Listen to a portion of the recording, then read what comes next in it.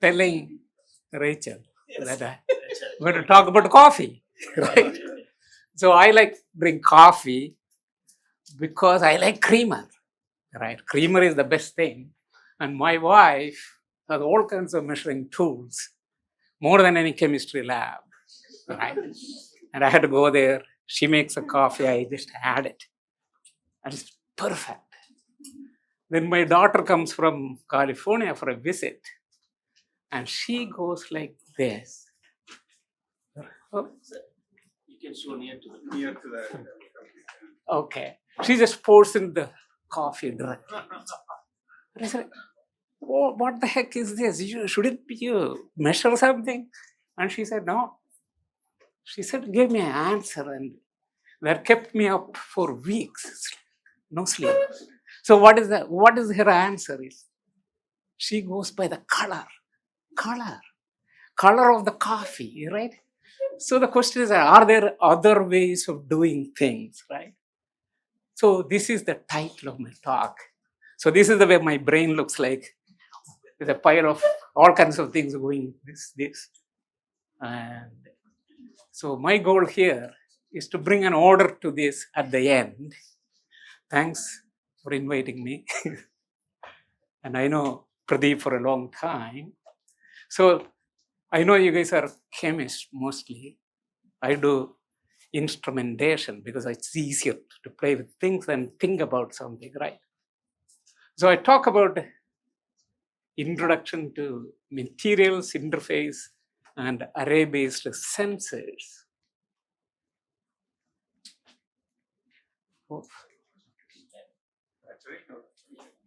Okay.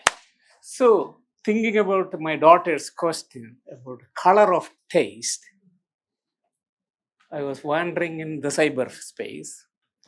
Then I met somebody called Joseph Lovey Bond. You may know him, right? Joseph. He lived in 1870 or something like that.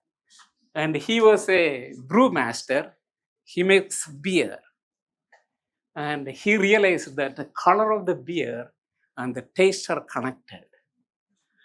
But how do you tell your employees that it should be pale yellow, light yellow, lemon yellow, wheat yellow, or whatever?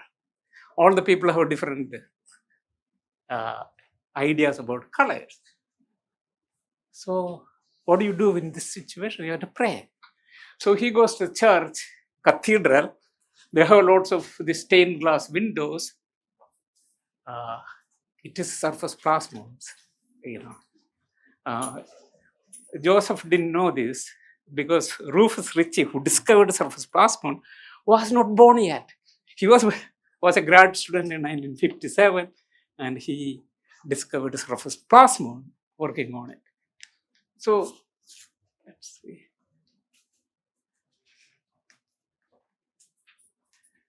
Okay. So what he did is that he observed that this light coming through the stained glass window started merging together and produce a different color. So he realized that maybe just rotate it so that the to me thing can wireless can catch. Yeah. Maybe the wireless is sitting next to water bottle. It's also okay. It's a dielectric constant. Okay. So what he did is that he went home, make thin glasses, a certain color, and then stack them up, and you get all the shades of one color, and then make 3 colors, and then mix them together, and you can make a color printing or color. You can match the color quantitative, not qualitative anymore, quantitative. And this is the basis for color printing today that we use. I can use this one. Okay, so we have actually 5 senses, not one. We have eyes, nose, all kinds of stuff like this. And we get a multimodal information, and that's the way we operate the world, right? But if you go to doctor's office or something like that, they will do only one test, right? Sometimes, if you look at that, 2 tests or 2 senses work together. For example, if you want a lemon candy, you close your nose and try to eat it, and it doesn't taste the same, right? So there's some kind of connection going on here. And human color perception, we have three kinds of color receptors, cones, red, green, and blue, just like the primary colors from the evolution. And this guy, this shrimp, has 9 to 12 different color centers. They can see much better than we do, right? Some people called tetrachromacy, they can have 4 color centers. Some women may have this type of things. So boys, you have to be careful with your wife when you get married because they see colors very differently than us. So you can avoid lots of marital issues if you follow this idea. So if you're looking at the eye, you can also, so I'm deviating a little bit. You see the eyelashes bunching together. So I was talking to one student this in Copenhagen. He discovered that carbon nanotube can do that. That make a nice substrate. So all this observation, you can connect it into devices and sensors and so on. So again, coming back to color, primary colors, RGB, that's only for light. For the pigment, like I paint, for me, it's not the primary colors. Primary colors slightly different. Because this one, the pigment are subtractive. Applies red because it absorbed everything except red. And that's why we can see it. And look at that, we can see millions of colors, right? And especially Indians. Indians are very color sensitive people. We can color people's shades, I mean, like a micro radians or something like that. It's unbelievable. White people can only see black and white, right? You cannot see in between. But Indians can see all kinds of colors.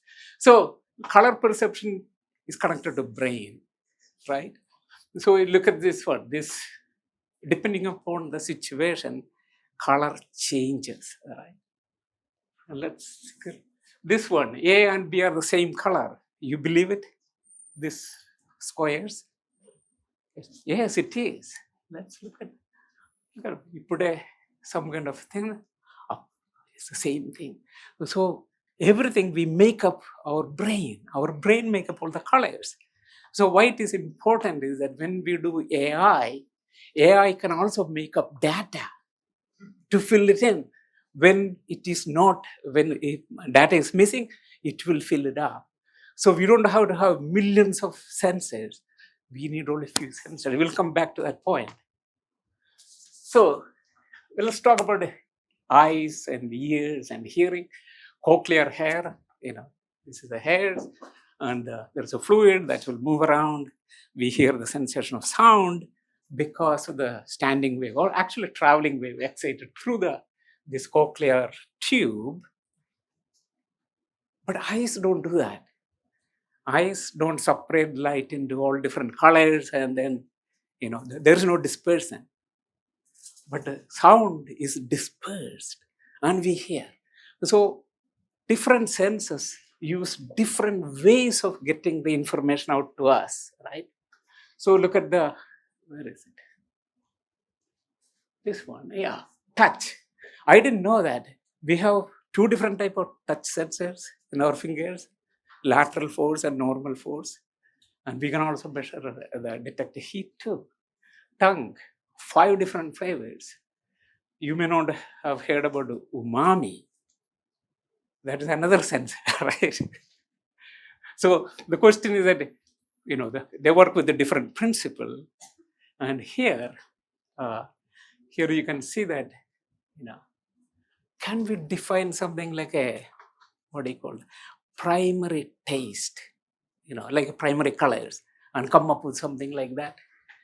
Maybe, I don't know. So this is where Linda Bucks comes in. She won the Nobel Prize in 2004. So this is quote from her.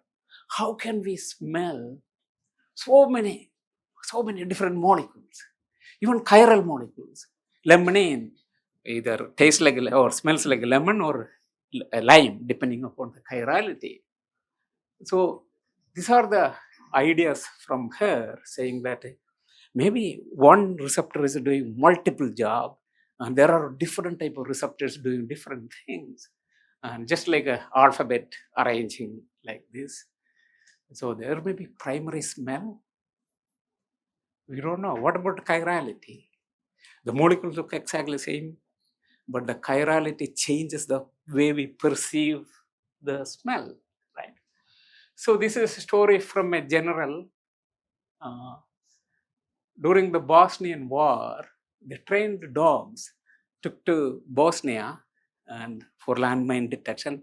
In the US, the dog can detect mine very fast. They're trained. When they go to Bosnia and their landmine must be sitting in front of it, it will just walk past it without smell. So these generals, they are 10 feet tall, this big. they're not stupid people. They're very smart guys. They said, hey, your dog is not smelling TNT, it's smelling something else. So people figured it out. Dogs don't smell TNT. It smells the volatile organic compound associated with TNT, like limonene, acetone, toluene, and things like that. Isn't it interesting? So the Bosnian mine came from, I don't know, maybe Soviet Union or Russia or China. And the American mines are different. Their order is different. So dog is looking for order. So for example, you can buy this strawberry thing, you can put it in the cake like my wife does. It is made out of chemical ABC or XYZ. They both smell the same way, taste the same way, but the constituents are very different. So in addition, dogs have 300 million receptors compared to us only 5 million receptors. So this is, I found it in a book, phenol, we can detect it with a 1 parts per million. And look at the vanillin, parts per quadrillion. I don't know what is the evolutionary reason why we can smell vanilla. I mean, it doesn't make any sense. But you can see the as you go up in the up, you see the like a mercaptan. You can detect it much more selectively. That's why we add mercaptan to a natural gas and things like that. Maybe we should have added a vanilla instead of mercaptan. So lots of diseases also have smell, right? In Ayurveda, in India, Greece, and China, they used to smell patients. My grandfather used to be an Ayurvedic guy. He used to smell people when they come to figure it out what type of disease they may have. So all these diseases have certain characteristic smell. So if you can make a device, I mean, it's easy to do at home type test to figure it out what is the ailment. So let me try to give you something about sensors. Sensors called point sensors. Point sensors means molecules have to come and sit on the top of the sensor, right? It has to have some kind of interaction. You have to collect them, and it's all based upon adsorption, most of them. Adsorption on some kind of a transducer. It changes some kind of physical property like a mass or surface energy or the electrical properties or something changed, and you detect it, right? And then you have readout and display, and the characteristic we can define like a sensitivity, selectivity. Selectivity means it can detect a certain molecule, target molecule in presence of other guys. Sensitivity is the slope of the response with respect to concentration. Resolution means what is the smallest amount that you can see. Response time, you can define maybe 90% of the maximum signal. So this has to be very fast. So chemical sensing is all about molecular interactions, right? So you want to have a reproducible sensor that come back to life again, then you have to use physisorption. hydrogen bonding or van der Waals interaction. You can go up in energy. Unfortunately, then it doesn't reverse. It takes a longer time. So you have to manage these things, the reversibility versus selectivity. So unfortunately, this is why most of the electronic noise, doesn't work. You can buy electronic noise, but it may not work because everything has to be based upon somewhere kT energy, which is around 4 kilocalorie, 4.1 times 10 to the power minus 21 joules per molecule, somewhere around here. So let's see. Yeah. So people have developed all kinds of stuff. My chemistry friends, I have good friends with them. So they make all these things which I cannot pronounce what they are. And I put it on my sensor and then make arrays of things, then you can detect it. So we have to talk about cantilevers. I am partial to cantilevers, right? Lots of advantage. It looks like a nice thing, right? It's like a diving board sticking out, maybe 100 to 200 micron long, 1 micron in thickness. And this is an array of 32 of them. You can make this out of silicon microfabrication techniques, hundreds of them. And they have lots of properties, which I will get into in this next slide. So one of the properties based upon resonance. If I take a spring and hang a mass, the spring will extend some distance x. But if I shake it at the right speed, right rate, I can increase the amplitude by a lot, orders of magnitude. And nature uses that. We don't use it. We somehow are still using the static type thing, But nature always tries to use a resonance. Resonance amplifies things by the Q factor. And here the extension, say x, is always a imaginary number. What does it mean when displacement is imaginary? Does it make any sense to you? Imaginary number. I am moving. Is that imaginary? But when you do it in AC mode, the signal, the ceiling is vibrating. It takes time for this signal to come to bottom. And there will be out of phase component. This one is moving this way. This one is kind of a little slow. If you separate them, that is the guy of resonance, of, what you call the orthogonal to the primary motion. Why I? Because amplitude doesn't do anything, but square of the amplitude is energy. So when you square it, this becomes minus. Suddenly that energy is subtracted from it, right? So this is the trick. Why, when we cannot explain energy loss anywhere, we always put an I. And the amplitude square is energy. That will be negative. Negative can be subtracted. So this is the cantilever vibration. This is a Euler-Bernoulli equation. You don't have to worry about it. The only thing you have to know is that frequency, fundamental frequency, 1 over 2 pi, square root of E by rho. T is the length, L is the length, T is the thickness. So look at that. First, this square root, Young's modulus, that is the elasticity. It is the liberals. It is the Democrats. And here rho is the inertia, the mass, the conservative, the Republicans, right? So the fight between these two groups is the one get the dynamic going, right? So the same thing with the permittivity and permeability. The speed of sound is connected the same way. And you don't have to remember any of this equation. Only thing you have to remember is that F is equal to root of K by M. K is the what you call the spring constant. And you can also have different overtones. For example, when I play guitar or piano, I can hit the same C, but it sounds different. Why? Because of the overtones. Overtones is the one make the difference. We can say, oh, that is a guitar, right? And if you look at you add some mass to it, the frequency will shift, and the change in mass can be measured with the change in frequency divided by original frequency times the mass of the cantilever. So this is a very beautiful technique, right? So this is one of my old papers, before you guys were born, right? 1994.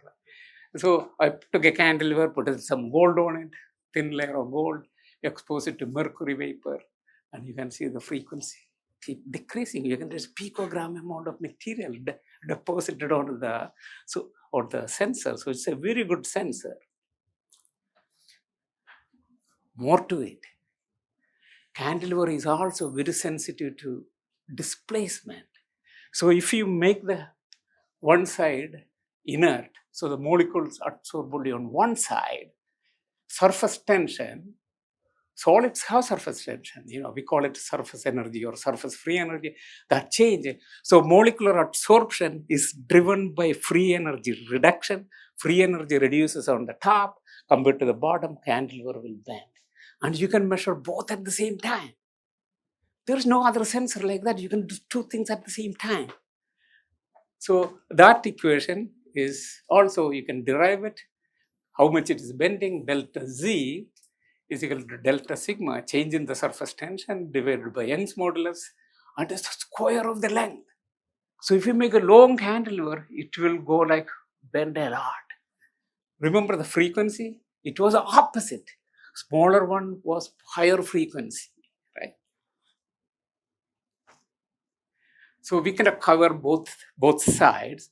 So we expose the cantilever to octane, dodecane, and things like that. Here is the cantilever bending.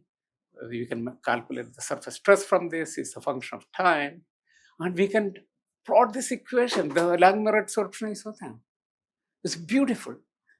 And look at the different octane, dodecane, octadecane, all gives different type of bending, different type of energy. See, remember the Langmuir, ignore the interaction between the molecules. But here we are using that interaction, saying that is the one making the cantilever bend. So this is Anya Boysen, my friend in Denmark. She can make this type of things very easily. There are 32 of them. We can actually put different type of sensing materials on it and make a electronic nose, right? So that was the idea. So that works like our nose. We have mucus layer, we have cilias, and everything is processed by the brain. And we can do the same thing here, cantilever array and processing, right? The reason you can smell pineapple versus strawberry, because your mom told you when you were young, this is pineapple, this is strawberry or something. And you remember that, the pattern in your head. And so we can use the same thing with this electronic nose idea. So now I have to talk about the Greek mythology. Maybe Rachel will like it. So there was this guy Achilles. When he was born, his mom took his river Styx, dipped him in. And so he's immune to all kinds of arrows and everything, except where his mom was holding his heel to dip him, right? And so if you hit him there, he will die, right? So every technique has an Achilles heel. Maybe one or two or three, right?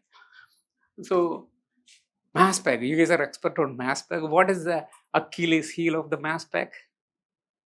It may not be related to the technique by itself.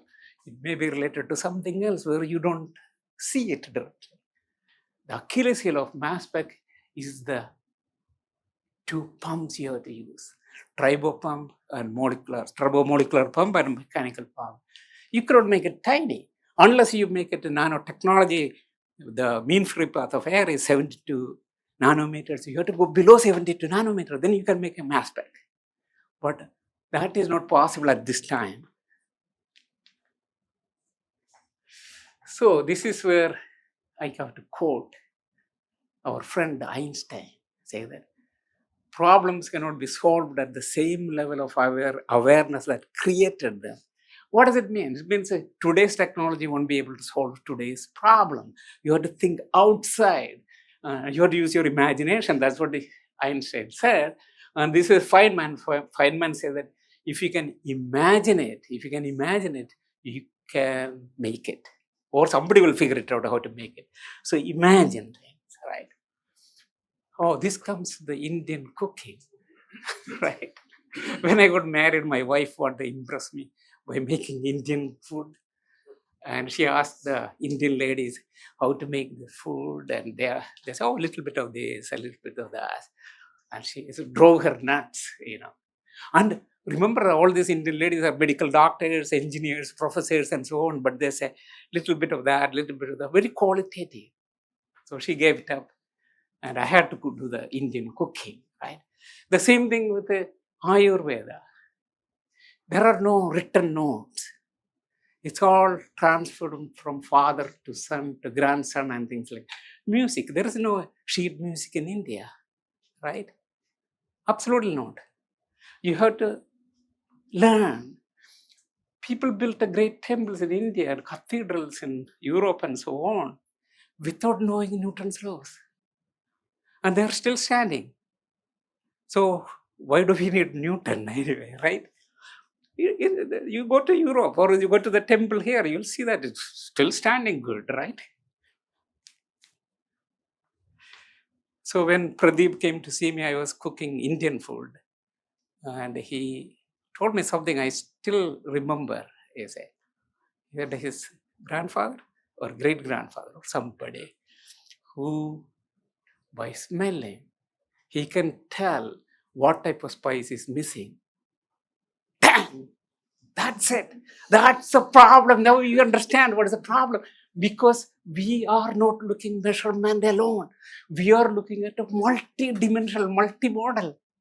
Indian cooking is about taste, it is a color, it is a smell, everything. You cannot do that. Like my wife was measuring exact amount of, 3 cardamom, 2 cloves. It doesn't work. So it's like a blind man and elephant story you learned in the kindergarten, right? So you have to have a multi-model, I will add multi-physics approach. You cannot have the orthogonality. You need orthogonality. You cannot have ratios of the same thing. Means detect the same thing with more and more. That doesn't do anything for your machine learning or AI.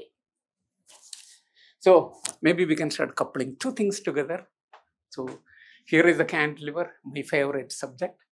And here it gives you two orthogonal signals at the same time. This is coated with the mercaptobenzoic acid, which absorbs explosives, very selective for that. This is the point we injected the PET and explosive. It bends, shown here, and you turn it off, it comes back. The blue dots are Brownian motion of the cantilever, resonance frequency. You can calculate how much mass is absorbed. At the same time, you don't need to measure two measurements. It is one sensor giving you two signals. So you can actually do some little mathematics, which I showed you earlier. You can find out what is the absorption energy. From the mass and the energy, you can figure it out. What is that absorption energy? Come out to be around 10 kilocalories per mole. Pretty good. Very simple device. So then my student, Jerry, now in Shanghai, started mixing, okay, maybe resistance at bending, this thing, that thing. You can go on and go on forever. This is electrochemistry. Another Chinese student I had, she was combining electrochemistry and cantilever. So here she can measure cyclic voltammogram with the current voltage and also bending versus the voltage. And it works with the Lippmann equations perfectly fine. So everything fits in fine here. So we need more signal. The more orthogonality you can bring, the better it is. So how do we bring orthogonality in the sensing? Go to our senses. I told you, that's why I introduced the sensing. We have all kinds of hearing, olfaction, touch, all these things. We have to find orthogonal signal. So I was playing around the cantilever and I realized that If you make the cantilever bimetallic, it's an excellent thermometer. It can measure 3 to 10 millikelvin without cooling. You believe that? It's unbelievable. It's the best sensor. Then a tiny little guy can measure 10 millikelvin, 3 to 10 millikelvin. Millikelvin without cooling, uncooled. I mean, what I'm talking about is unbelievable, right? So this is our equation, so you don't have to worry about it. It is related to coefficient of thermal expansion between the two elements in the cantilever. So we took it, put it under the one light, 200 nanometers to 900 nanometers. Light came from mercury light source, and this is a cantilever bending. You can see all the mercury peaks. Isn't it beautiful?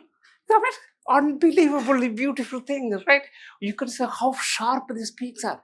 This is a mechanical cantilever moving. They're not measuring any electron or no current, nothing. It's mechanically moving. Oh, we can do one more thing. We can put some chemical on the top and excite them with the infrared rays, right? So infrared is a beautiful thing. That's why FTIR is very popular. You can excite with the right molecule, right wavelength. They started vibrating, and if you dance, you get hot. If you're starting on a metal platform, or metal will get also very hot. And if it is on a cantilever bend, right? So we can basically resonantly excite the molecule, which are physisorb. They are not chemically attached. They're just sitting, minding their own business, and they're hitting it with the infrared light. Infrared light make it vibrate. It produces just enough heat by non-radiative decay, and it make the cantilever bend. So we put TNT on it, paper, and 2 micron to 14 micron wavelength, and you can see some peaks. Another explosive, you get this peak. You mix them together, the two vapors, and it looks like a linear combination of this and this. Absolutely amazing, right? So without anything, we are doing infrared spectroscopy of picogram amount of material mechanically. So we did with PFAS because everybody is doing PFAS, right? So take PFAS, how much PFAS is absorbed. So frequency changes. We hit it with the different wavelengths, wave number here, and you can see the peaks, and you can identify it. That's very nice. So we want to make a cantilever, made a tiny little thermocouple. The radius is only 25 nanometer. So few molecules are absorbed here. And you can see the spectrum of this thing. Very small amount of molecules absorbed at tip. Fabulous. Okay, again, Achilles heel comes. Right? He cannot get away from this guy, Achilles. So what is the Achilles heel of IR spectroscopy? It is the source. It is the IR source. It is this black body problem. When my son was 10 years old, he came and asked me the question. He saw a video saying that somebody's heating iron rod and it became red, then bright red, orange, yellow, then white. What happened to the green and blue? And I said, I never thought about it, right? I know the black body diagram. Then I realized that when you heat it, this black body shift the peak and it gets fatter. It doesn't cross over. You don't see. So when the blue light comes, green light is also there to form white, and you cannot see green or red. But we say that there are blue stars. How is that possible?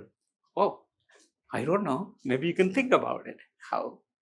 And so Achilles heel is this problem with coming up with IR source. There are quantum cascade lasers that are exorbitantly expensive, $100,000 for the little machine. So that is not going to work. So this is where let me introduce Professor Joseph Fourier. Fourier is an amazing guy. I mean, you should love this guy, but he's dead anyway. So if you look at this figure, you can see that there are two frequencies. Anybody can see it, right? And if you do, this is a time domain, shown time here. If you do a Fourier transform, it look at two frequencies shows up suddenly. So if you have a mixture of frequencies, you can actually figure it out. How? What is this magic? Is this Fourier crazy guy, right? What he is doing is that you take the signal, multiply with another sine wave, and when the sine wave matches, it becomes sine square. It's always positive. If it is different, it become a wave again, sine wave or cos wave or mixture of that. And when you integrate them, if it is sine wave going up and down, it will zero. Integral is zero. But if it is square, you will see something showing up. And that's what is shown here. Look at that. Two frequencies. You can have multiple frequencies. Fourier saved our life, right? So what we can do is that we can take a little light source, Michelson interferometer, a moving mirror. So this can be a simple light source, and you shine through this mirror arrangement, and all the wavelengths will be come to the sample, except one, which will be missing because of the destructive interference. When you move the mirror, you change this missing wavelength back and forth. So this is totally opposite of other way. We are shining one light at a time. So cantilever is cold, and whenever the light comes, it gets hot and bend. This is the other way around. Cantilever is hot all the time, and then it is get cooled a little bit. So again, like I said, there are multiple ways of skinning the cat here, right? So we told what happened. We did some experiment with Lauren Tetrad. She came from France and now a professor in Florida. So we took the light, put some cells here, and we were able to get the spectrum. So it works that way. So you don't need to buy a quantum cascade laser and spend your money. So here I have to introduce this idea that what is vapor pressure? You already know that. So, but you have to calculate in terms of number density. You know, how many molecules are there? So you know the partial pressure. Partial pressure is nothing but the number of molecules per unit volume multiplied by kT. Is the energy density, basically, right? So you can calculate how many molecules are there compared to the air molecule. The air molecules will be per cc 10 to the power 19 at 300 K. And this is with respect to that, right? So indoor air has 300 identified VOCs, human body, 1,800 different VOCs, tobacco smoke, 7,000 VOCs. So don't smoke, right? You're taking don't go to Delhi either, right? So urban air has 10,000. Maybe Delhi has a much more than this, right? Yes, I'm not sure. So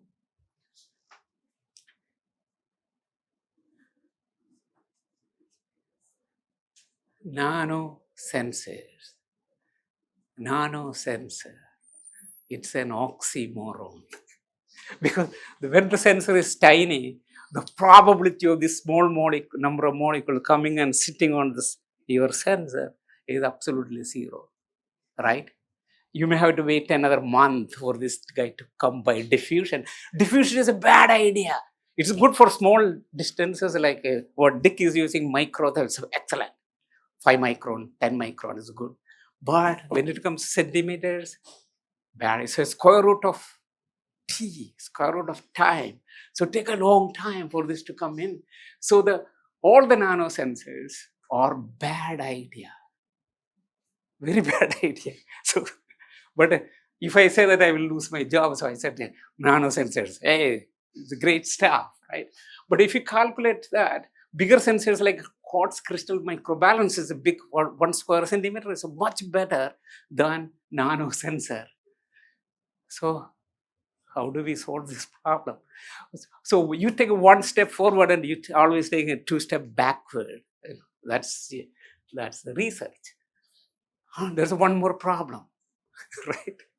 So you learned about fixed law, but fixed law is ideal. It's a fictitious idea. It is not even real because it works for a low concentration. But if you look at a flower, it doesn't come like a beautiful fixed law. It comes like a plume dynamics, and that's what this is from the Rydell's paper. It goes look like that. But how does the bee find the flower?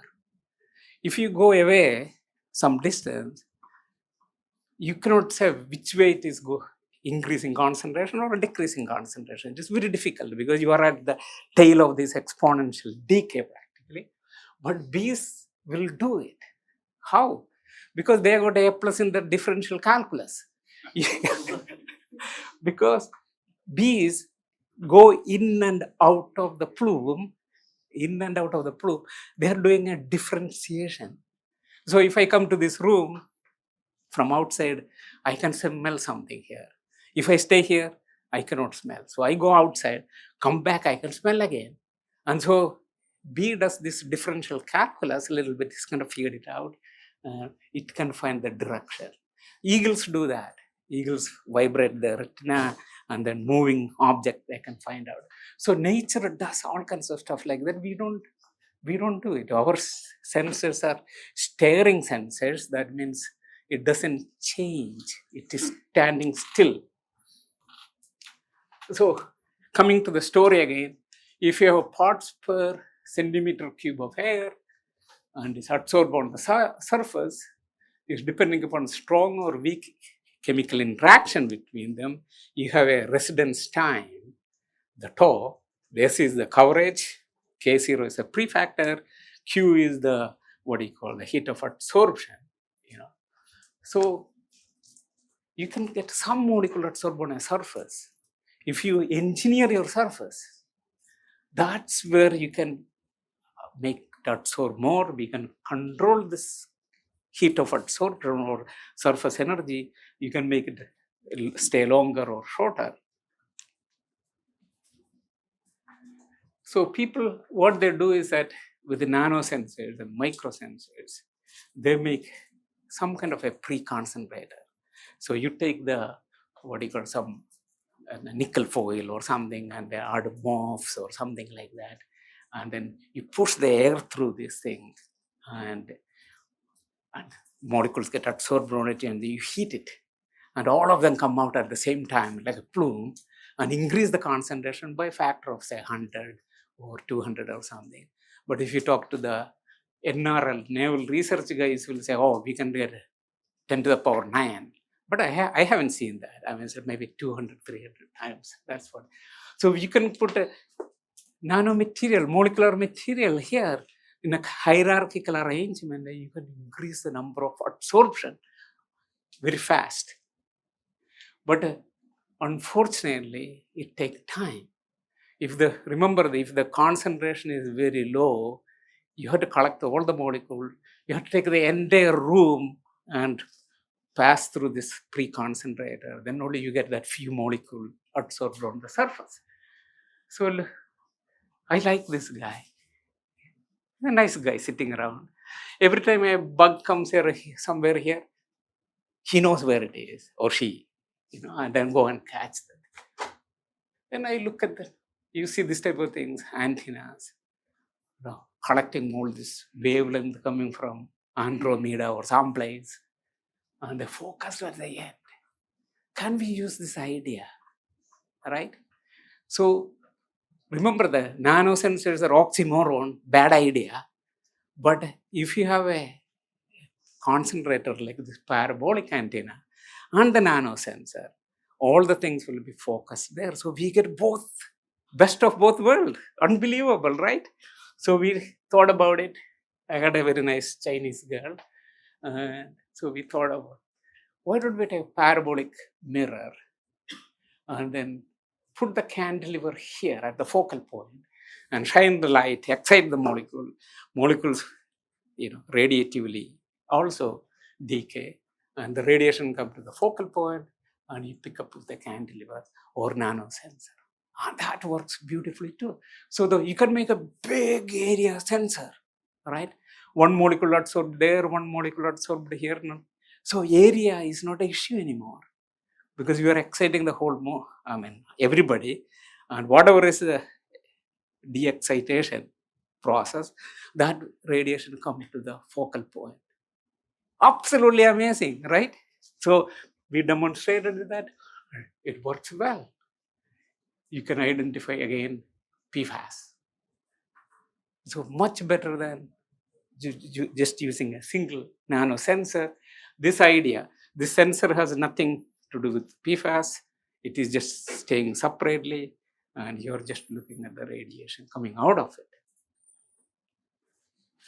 So we did all kinds of things like this warfare stuff and things like that, mixtures and things.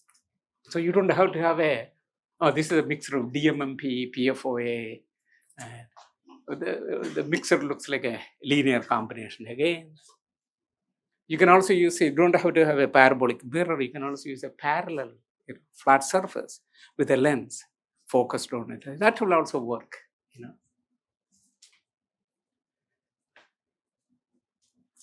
So this is where you guys come in. So we want your material, right? Molecular material with the enhanced properties, surface energy or band gap or something. So we can incorporate that into our sensors. So now you have a general idea how the sensor works. And so this is the best time to have marriage here. So one of them we're trying to do is use the nanoparticles. This is the gold nanoparticles, put it on a surface. So this are gold. So they can do this, what you call the plasmonic enhancement, right?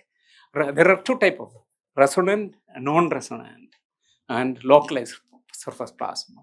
So we can combine these ideas to increase the sensitivity of our technique, because the non-resonant plasmon can increase the sensitivity by at least a factor of 10, and resonant can be thousands, right?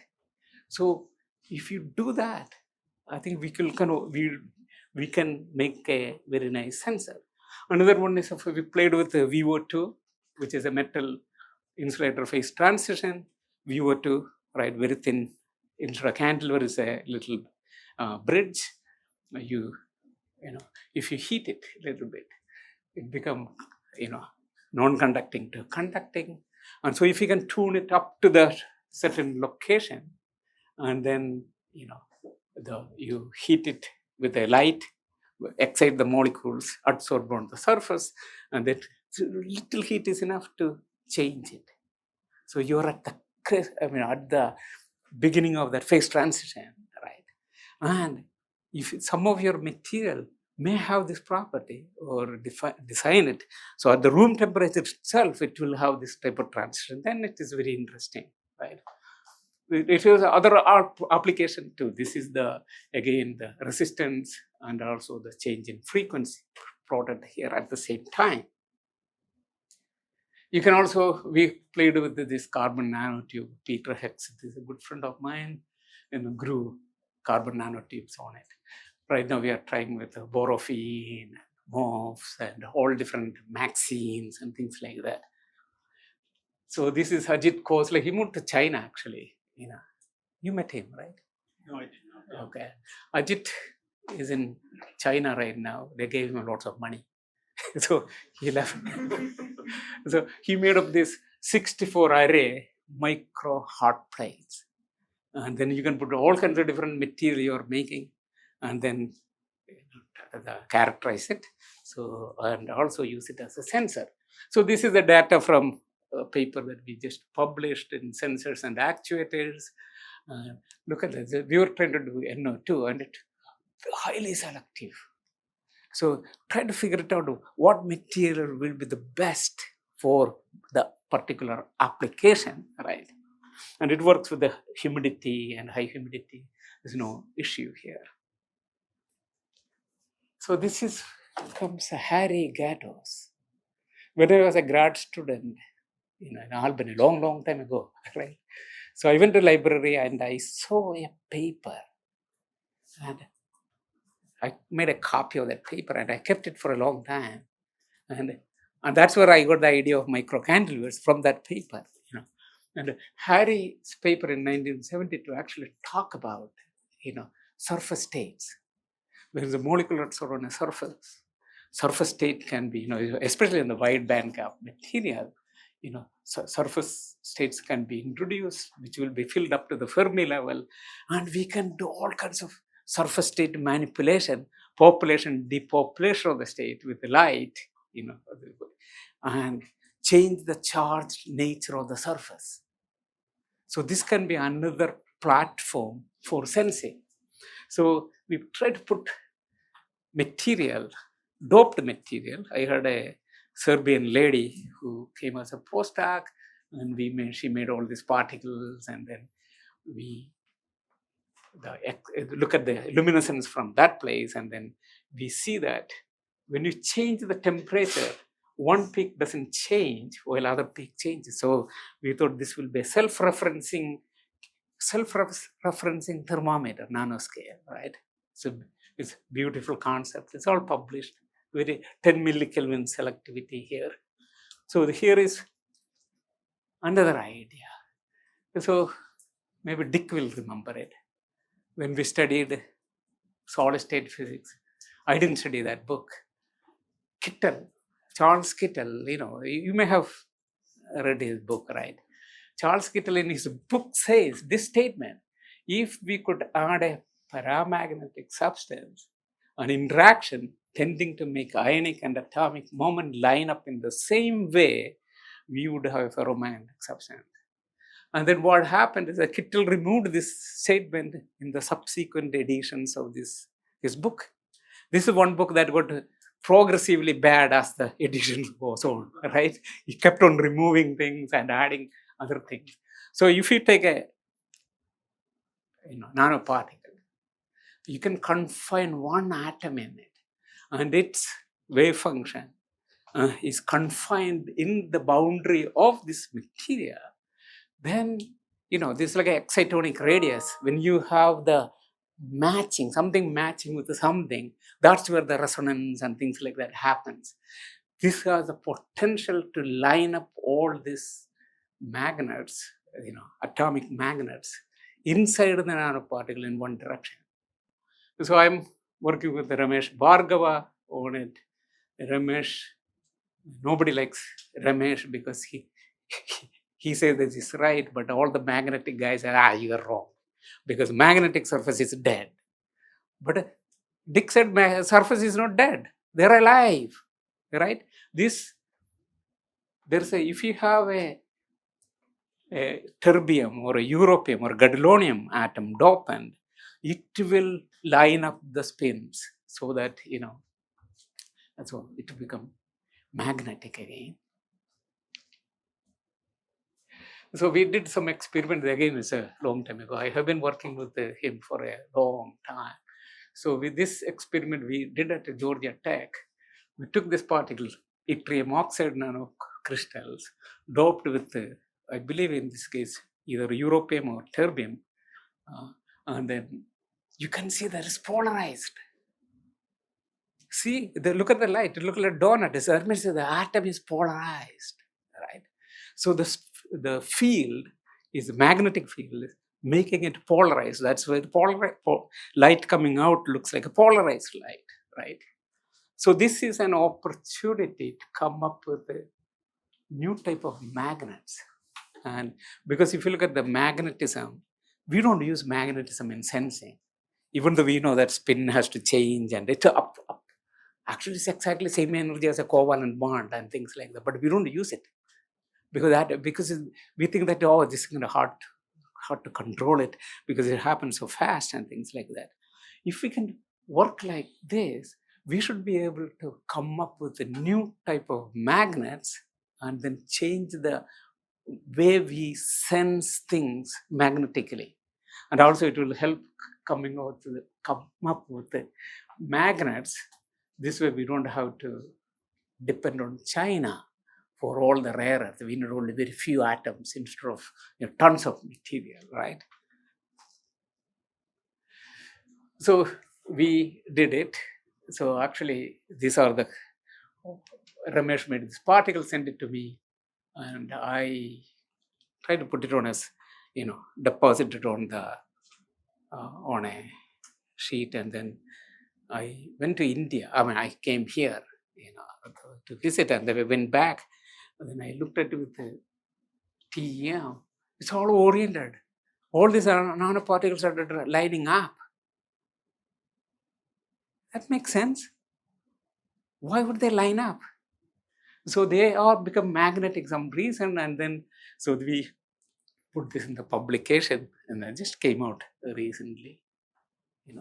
So you can make a manganese oxide into a magnet by doping it. And there is a little bird that lives in the Sweden called North European robin. He goes from Sweden to North Africa when it gets cold and snowy, go there and then come back again. Nobody knows how it is going there. There are no magnetic material in this bird. So people think that there's some quantum mechanics, right? So it's all theory. Nobody has really proven whether it is right or not. So nature uses quantum mechanics and quantum sensing is there, but somehow we cannot see it. It's right in front of us, but we are blind to it.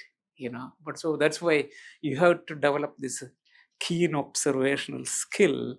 This way you can connect ideas with physics and then solve the problem, right? So if you can make, for example, this nanomagnet, hard soft magnet, that's called a spring magnet, and it will have amazing properties. It's like a metamaterial, right? You have hard and soft together, then it will have amazing properties. Now coming back to our sensor, we were able to make the cantilever based. So there are 8 cantilever behind this. This is a little capsule. This is a US coder. It has a 8-channel telephone here inside.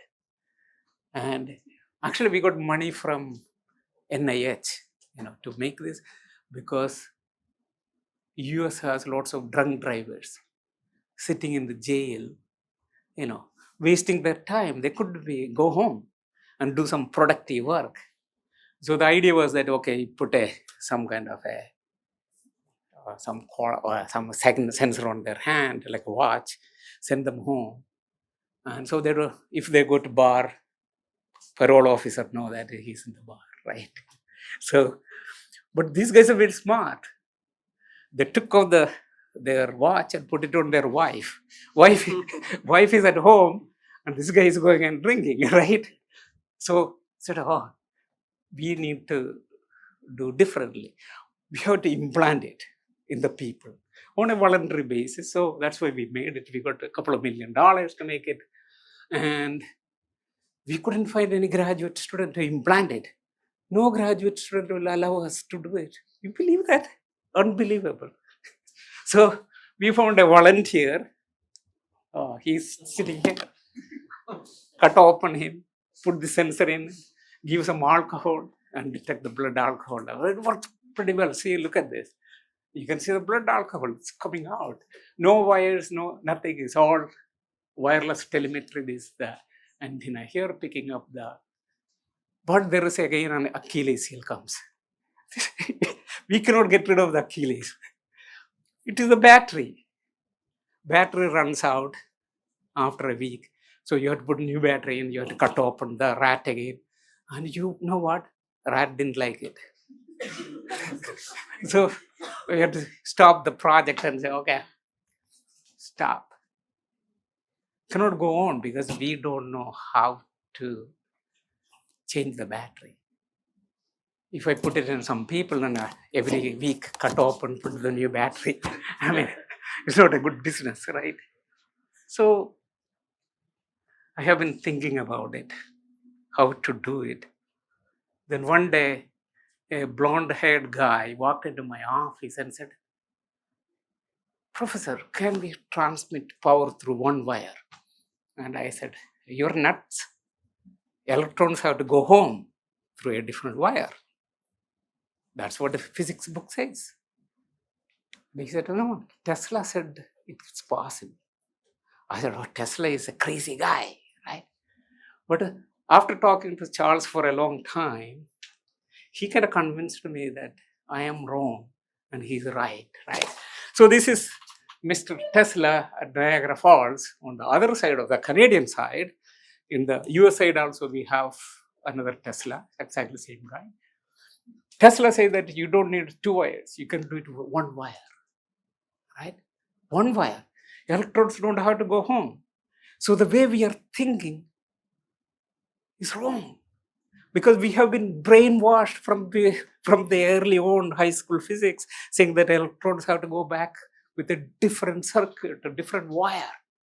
But it can be done with a resonance. So this is the idea. So if you take a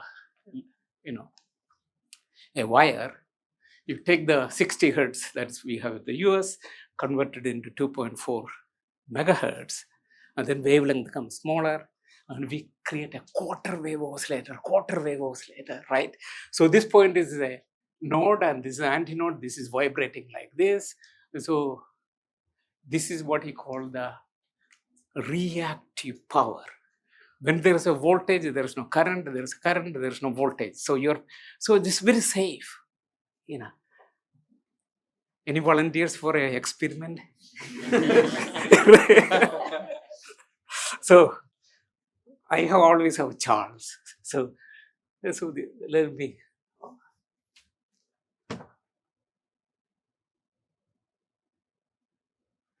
So this is a wooden desk. There is a one wire coming in. There is aluminum foil. And connected, here touching it. Bang! It comes on. Right? If you put it outside, it doesn't work. As long as it's in aluminum foil, it works. Let's see. We can have multiple ones, right? So we made this toy from Walmart, $10 or something. Removed all the batteries, connected the motor to the legs, and on aluminum foil. We can also communicate by superimposing the signal on it. So nobody will see it. It's all inside, internal. No wireless waves coming around. So it's amazing, right? So you can add sensors on the top of it, for example.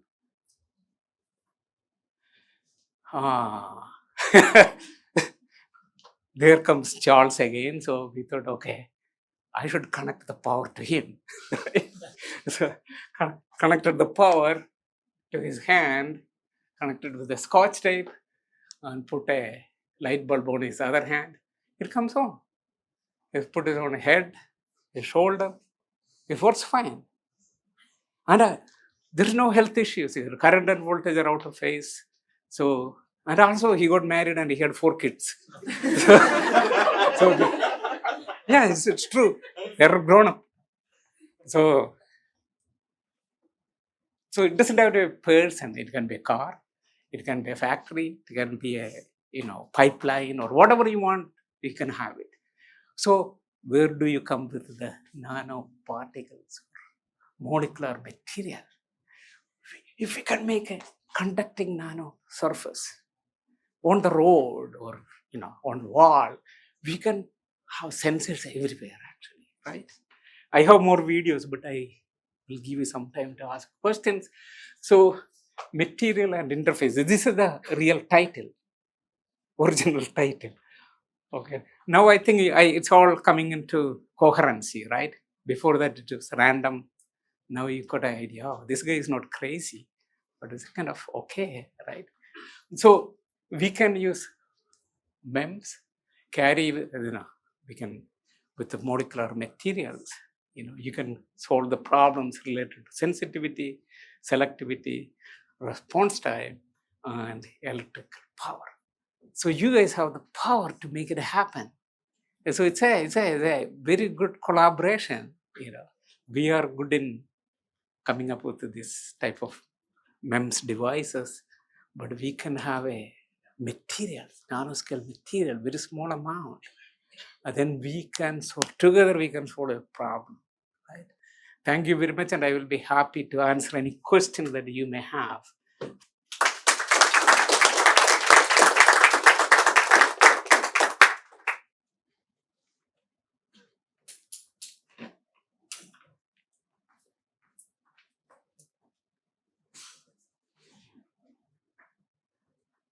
Wow, it's clear. Wow, that's good. I should pat myself.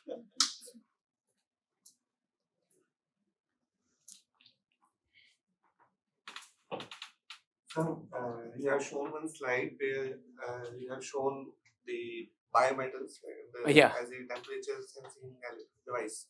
So, can you please explain what are the what type of materials you can use for making those biometals? Sure. The cantilevers are basically made out of silicon or silicon nitride, right? These are the cheapest one to do, perfect for microfabrication. So you have to put some material which has a higher coefficient of thermal expansion. So simple rule will be E1 alpha 1, E is the Young's modulus, alpha is the coefficient of thermal expansion for the first element, minus E2 alpha 2 should be as large as possible. So silicon, nitride and aluminum are very good thing.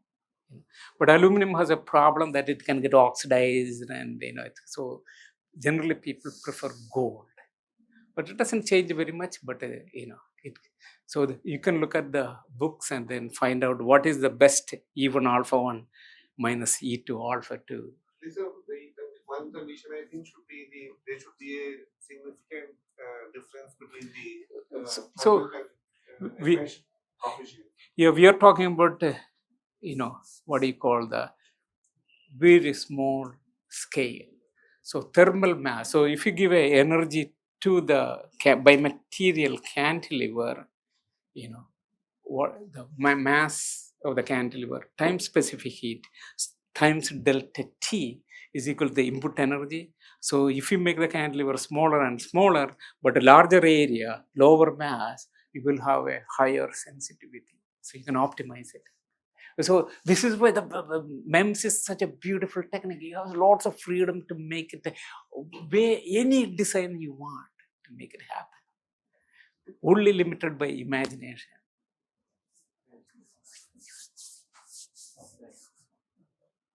This is Uttam from Archboard again.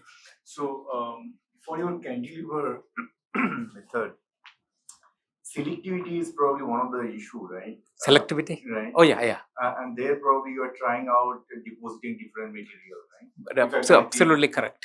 So now, when you are putting this different material on top of that cantilever, the matching of the mechanical property could be one of the important parameter. Otherwise, bending and actuation could be a problem, right?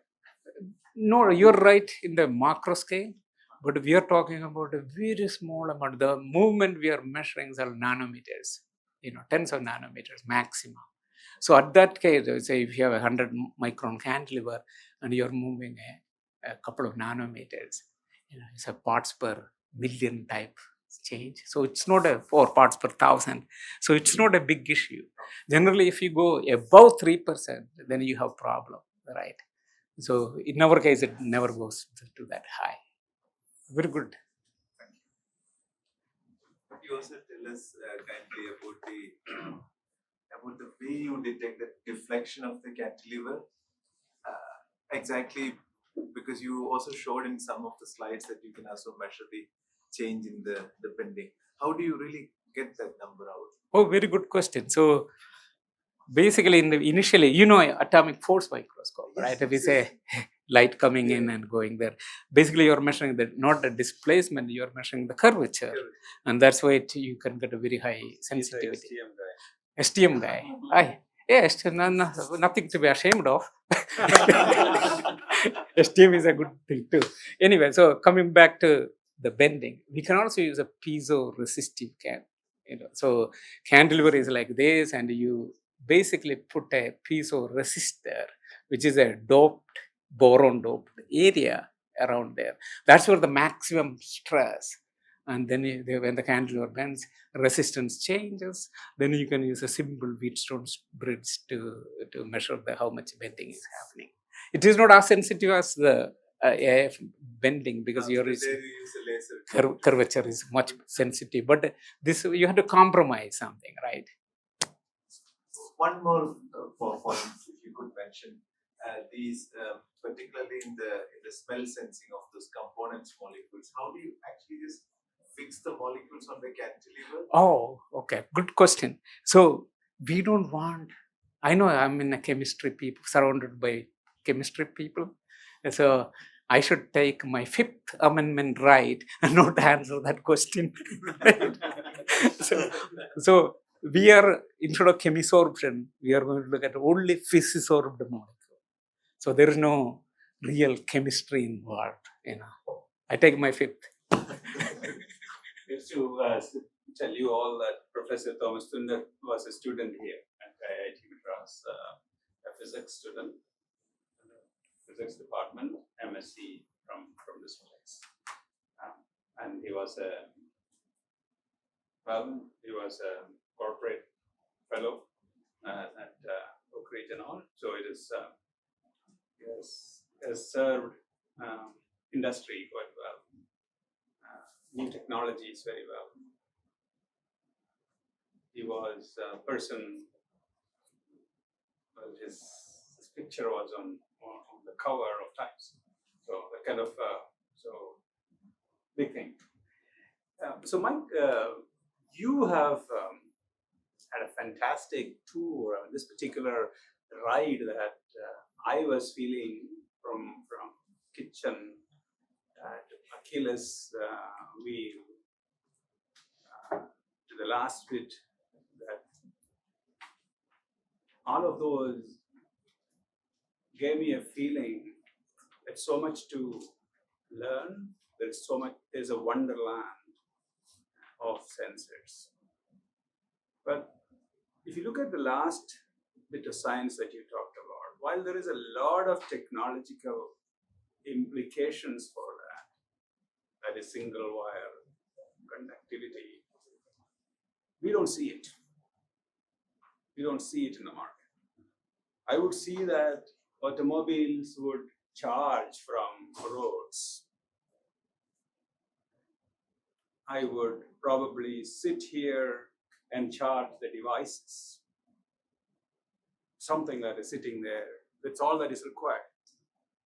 So can you touch upon the barriers for commercialization, barriers to build these technologies?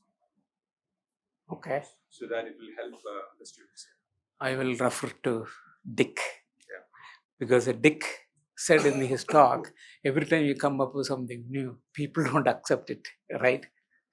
The people have a tendency, when something is totally out of their box, there is a reluctance to accept it right away. Like your paper in science got rejected not because of science, because the people are, very conservative, especially referees and things like that. So the single wire stuff, why it is not, I was one of the non-believers with the Tesla, right? So Tesla said this 100 years ago, and I said Tesla is nuts, right? So the electrical engineers are brainwashed to believe, and physicists, I'm a physicist, so I can say that, to believe that this is not going to work, because we go by whatever preconceived ideas that we have. And it's very difficult to change our mind to something new and be open-minded, right? There are thousands of ideas out there, but we don't see it not because we are blind, because our eyes are closed. electrical engineers, or I had arguments with them. Say, "No," but they wouldn't agree with this. They say that you're doing something trick, and there's no trick. Right? We put it everywhere, but they don't believe. They said that you have some trick associated with it. So the message to be carried from this room is that be open. Yeah, Society may not be open. absolutely. So I wanted to tell everybody that there was a person called O.N. Srivastava at BHU. He's no more a physicist. 20 years ago, when I went to visit him, he took me on an auto rickshaw powered by hydrogen. And he was not driving, we sat behind, and then there was a driver. One of his students drove a Hero Honda two-wheeler. I was a pillion rider on hydrogen. Wow. He told me, I thought that this will be everywhere. But hydrogen did not succeed. Now hydrogen is coming back now. Yeah, it will take time. So maybe it will come back. Yeah. But there is big resistance. That resistance is, in his case, was the lobby. Internal combustion engine. Yeah. So I wonder whether there is something. It will take time for people to accept things which are not used to, right? I have that same line question actually. Have you ever tried actually how far that electricity can pass actually when you use single wired actually? Did you Okay. try? Like, We how- have done, and a couple of people have demonstrated that independently. One of them is in IIT Delhi. Ram Gopal's people reproduce the whole thing. Koreans, Chinese, they all like this idea. They are doing Can you it. comment on the cost? For example, you have to make it a high frequency. Yeah, Well, the gain that you have is that you don't have two wires. yeah, You have only one wire. yeah. But you absolutely. have to have a high frequency. Yeah, you have to have a high frequency. Yeah. So what's a So power electronics is still developing. Now we have gallium nitride, MOSFET, and things like that. So it will keep coming up. Before that, when we were making it, the MOSFET used not that good, so they will blow once in a while, and then you have to change it again, right? So the electronics will take a little time. Thank you. Nice talking.